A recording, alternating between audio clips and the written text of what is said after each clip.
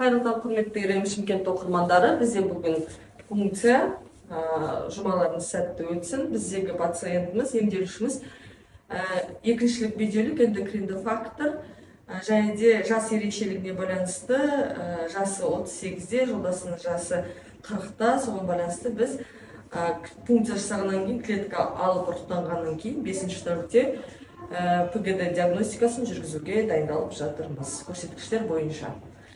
Барлықтарыңызға сәттілік, бізге де сәттілік тілеп қойыңыздар. Жоспарланған аналық жасушалардың саны, фолликулдар саны немесе 13-15.